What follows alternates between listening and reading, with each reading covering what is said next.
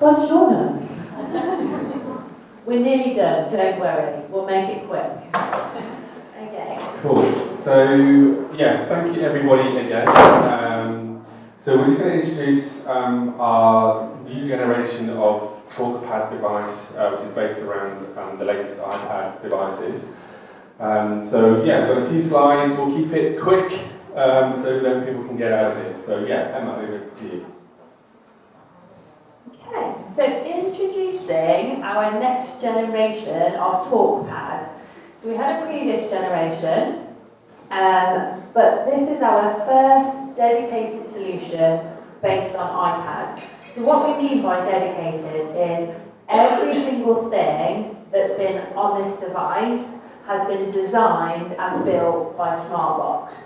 So all of the features as we go through, you'll see that they've been thought about with an AAC user and the individuals supporting those AAC users in mind. So it's built around our flagship iPad content, Grid for iPad. So hopefully if you're not familiar with Grid for iPad, you'll be familiar with Grid 3. Grid for iPad is our equivalent on iPad. So the whole design process, we've involved users and clinicians from all over the world. We're going to introduce you to a couple of the users that helped later on in the design process and show you some of the features that they benefited from. When we talk about TalkPad, we've got it in a couple of sizes. Would you like to model them for us, Felipe? Ooh! So this is the Mini, the TalkPad 8, and this is the TalkPad 10, so a slightly smaller and a slightly larger device. Okay, and we'll talk about those a bit more as we go on, and they're also available in a range of colours. The benefit of us making, building, and designing everything at Smartbox is that when new generations of iPad come along, which they always do, and the button's in a different place and the screen's a slightly different size, we can adapt our design to work with those next generations of iPads. So we really are flexible and versatile with this device. So there's a little video here to give you an all-view round.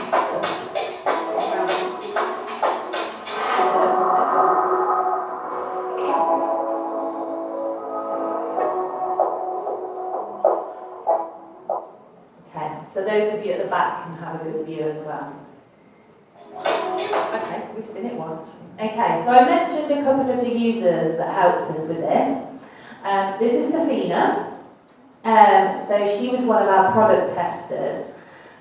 So she got the device before we released it to help test it and give us feedback about what works well and what we need to work on. So Safina, believe it or not, is 32 years of age. She looks very good for 32.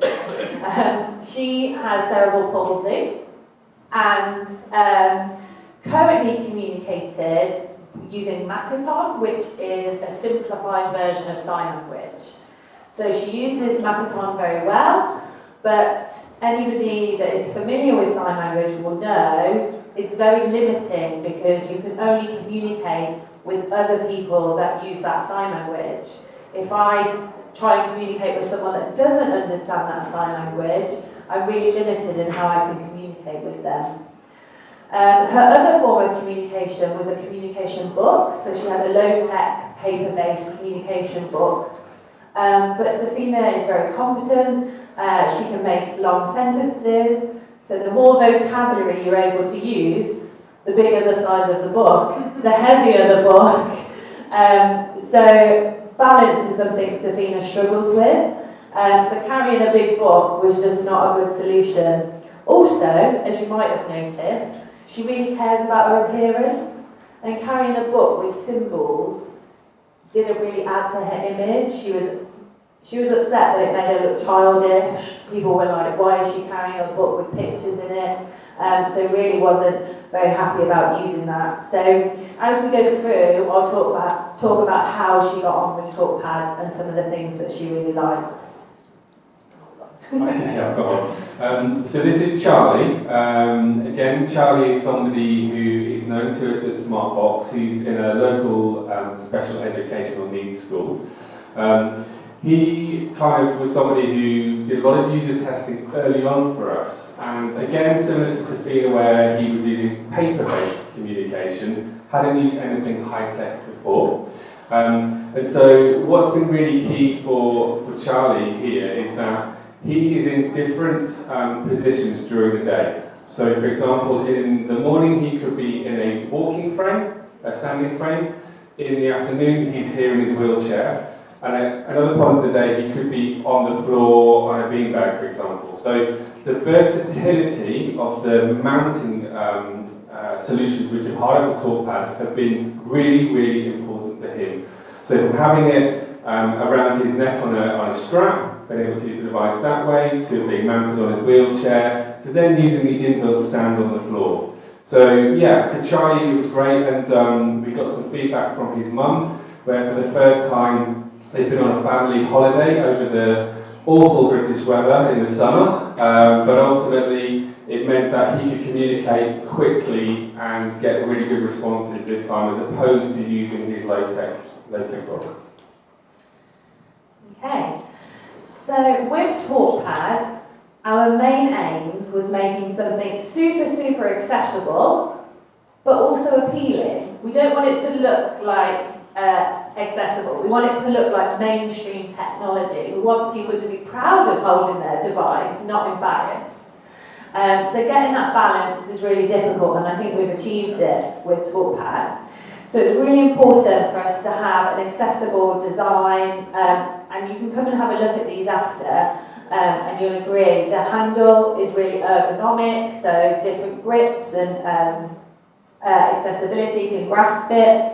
But one of my favourite features is the buttons that you can see here.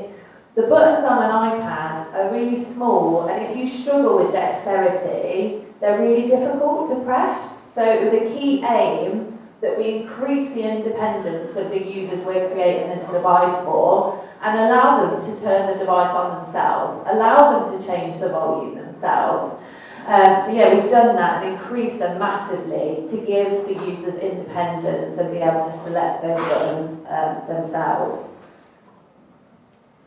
And again, thinking about making life easier, so the charging port on the device itself is USB-C, and also then the switch ports are manageable. So the switch ports on the side, actually when you plug in a switch, they light up. So when you press it in, and you also then get a little audio ding ding, ding ding for connect and disconnect. So that's really nice as well. So you get the audible auditory feedback from connecting the switch, and then when you press the switch as well, you then get a little light indicator to know that that switch press has been activated at that point. So again, we're thinking about accessibility, simplicity, and just making the device really easy for not just the users, but the carers and the caregivers to understand that things are working correctly. And then the other thing, around the charging port again, so that lights up when you connect it with USB-C. Also, when it hits 20% battery, it then lights red. So you or the user are then able to know, okay, we need to plug it in rather than trying to find the battery life on the device itself. So again, that's really important. Okay, so another element about this design is how versatile. So we touched on it before with Charlie. It's really important. This device is portable. People are going to be carrying it and using it in lots of different situations. So as we mentioned with Safina, she carries the device and uses it as a touch device, but balance is something she struggles with. So being able to carry the device around her neck on a strap or over her shoulder frees up her hands to then get around and communicate and do what else she needs to do while still having the device available to her. And that's included with either of the devices come with a strap. As standard, mounting plates aren't included, but if you have somebody that needs the device to be mounted, we have a mounting plate option available for both devices. So that's a really nice option to add on for those who need it. And then as well as that, we've got the handle and the stand. So the handle in itself can be used as a stand. So when it's laid flat on the table, it's kind of facing up to you so that you can type on it. You can also use the stand on the device itself in whatever situation you need. So whether the desk is high up or low down, you can have the device at the right angle. So lots of easy access there. And again, with something like this, as we said, it's dedicated based on iPad, so it needs to be robust. You know, the user group which we're most likely to be using this with are prone to probably throwing the device. Are these ours? No. Oh, they're Filippo's. Better not throw them. Okay. But the idea is that everything is encased and robust, and we've got a couple of videos just to show you the testing we go through with these products. So this is an example of the drop test we do. Now we have to drop the device 26 times on every edge. So that's just one, that it gets dropped 26 times that way, 26 times that way, 26 times that way. And it has to withstand that for us to say that it's properly drop tested. So these devices really are robust. And I can say, I dropped mine, I was carrying it out to the car, and I dropped it on a tarmac drive from quite high up, and it landed like that, and I was like, oh, I like picked it up really slowly. Oh, it's okay. So I landed it completely flat on the screen, and because it's got this bezel protecting the screen doesn't touch the floor when it gets dropped, so it protects it from those screen breakages. And then this one here, when a device is being used on the stand, unfortunately, sometimes people will lie it down and then they'll use that to reposition themselves or lean over it. So we want to make sure that when that happens, it doesn't break. So we don't recommend it, but we've tested. And it should withstand that. So it's just an example of some of the things that we've done to make sure that it's a really robust device. Okay. Are you throwing it? So yeah, Nick mentioned earlier, Charlie, he's someone that needs a robust device. When it's getting taken off the mount and it accidentally gets dropped, when it's getting put on his walker and someone hasn't mounted it properly, when he takes it on holiday and it goes in his luggage, it needs to be a really robust device. So yeah, we have great feedback from Charlie's family. And obviously this is a communication device for speech, so it needs to be loud and clear and be heard anywhere. So Emma's just going to come and stand at the front and just C'è un problema col mio dispositivo. Volume troppo alto. No, that's not with the microphone, that's completely on its own. So, really loud. Really loud. And the key thing here is that purely now because of the size of Smartbox, we were able to do a collaboration with an industry audio giant called Qualcomm. And so they are often in a lot of speakers around your home, in the car, for example. So it was great to be able to connect and collaborate to produce a device with really clear, nice audio that can be heard whether in a school classroom, in the playground, in an exhibition hall, for example. So really, really important. So when these photos of Safina were taken, we actually met her in a coffee shop. And for the first time ever, she was able to go up and order herself a drink without the support of anybody that she was with. And that's without the fear of people not hearing her over the coffee machine, over the coffee cups clinking, over people talking in the coffee shop. You can see there from the smile on her face, the sheer happiness, the independence as a 32-year-old woman is finally able to do something she should have always been able to do on her own. She also comes from a very large, very loud, busy family. I think she's got 3 sisters, and then I don't even know how many aunties and uncles, but a very large family. So they've had really positive feedback as well with how well she's being heard at home and able to join in conversation. So a really nice example there. And just kind of thinking about accessibility. So obviously the main access method for these devices is touch. So we have to have a really good and robust keyguard solution. So typically in the past with our previous generation we used some tape to attach lots of little suckers called octopus tape. But we've redesigned the keyguard solution now for TalkPad, and actually we're utilising a frame. So the frame actually keeps the keyguard nice and intact. It can't be removed by the user themselves.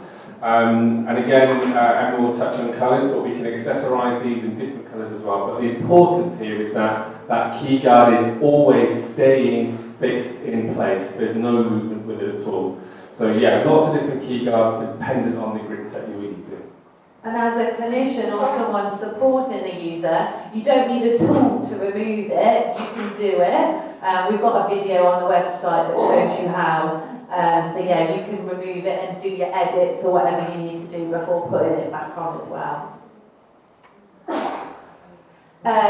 Still on the theme of accessories, all of the TalkPads come with a carry case, so whether you're taking it to school or to college or to work, you've got a protective case that you can put it into. We've mentioned the strap already, but a neck or a shoulder strap. Yeah, and then finally the power supply. So rather than have kind of two power supplies, we've made a bespoke one for TalkPad. So it utilises what we call a Y cable. So there's one connection going to the iPad, one going into the speaker unit on the back. Again, they're colour coded and they're also numbered as well. So you can see that number 1 goes into number 1 on the back box. So again, thinking about the support network for the user. So yeah, just one power supply with a split cable. Yeah. Ooh, the fashion bit. Yeah, the exciting bit. So we've mentioned TalkPad comes in 2 sizes, so the 8 and the 10.